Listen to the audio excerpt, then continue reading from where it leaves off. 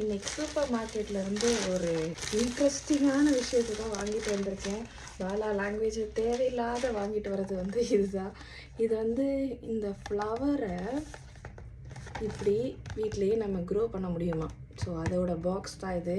So இதை நம்ம unbox பண்ணி எப்படி இருக்க போகுதுன்னு பார்க்கலாம்.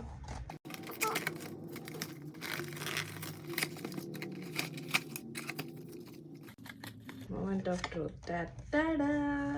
மெயினாக இதை வாங்கினதுக்கே இந்த கிளாஸ்க்கு தான். இது கொஞ்சம் வருமானு தெரியல, லைட்டாக கொஞ்சம் வந்திருக்கு ஆல்ரெடி. ஸோ இதை எப்படி வளர்க்கணுன்ட்டு ஒன்றுமே போடலை, ஒன்றுமே இல்லை.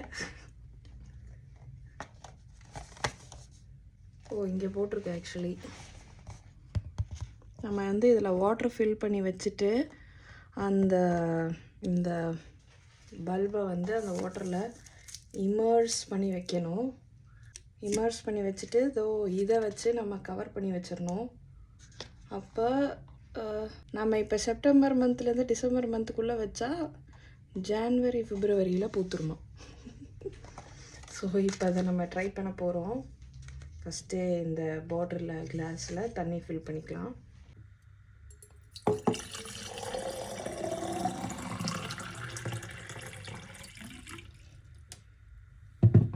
தண்ணி ஃபில் பண்ணியாச்சு. இப்போ இதை வந்து இது என்ன மிதக்குது? ஐயோ, இவ்வளோ தண்ணி ஃபில் பண்ணக்கூடாது போல். இப்பயும் கொஞ்சம் முங்கி இருக்குது. இவ்வளோ வைக்கலாமா? அந்த பாக்ஸ் இங்கே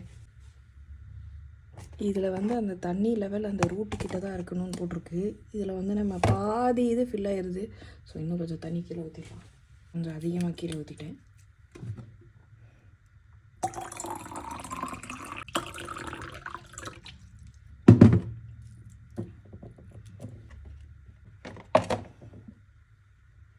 இது பெர்ஃபெக்டாக இருக்குன்னு நினைக்கிறேன் தண்ணி. ஓகே, இப்போ இது வச்சாச்சு. இப்போ இது மேலே இதை மூட்டை பூச்சி கொள்ளும் நவீன மிஷின் மாதிரி வீட்டிலே வளர்க்கும் நவீன மிஷின்.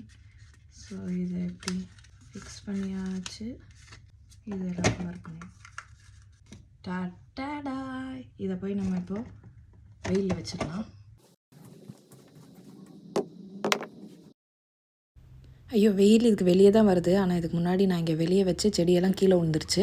ஸோ அதனால் இதை நம்ம இப்படி அப்படியே ஓரமாக வச்சிடலாம், வெயில் படுற மாதிரி. வச்சாச்சு. நம்மளோட குட்டி செடி இப்போ இந்த ஸ்லைஸில் தான் இருக்குது. ஸோ இது எப்படி வளருதுன்னு நான் உங்களுக்கு அப்டேட் பண்ணுறேன். பாய்.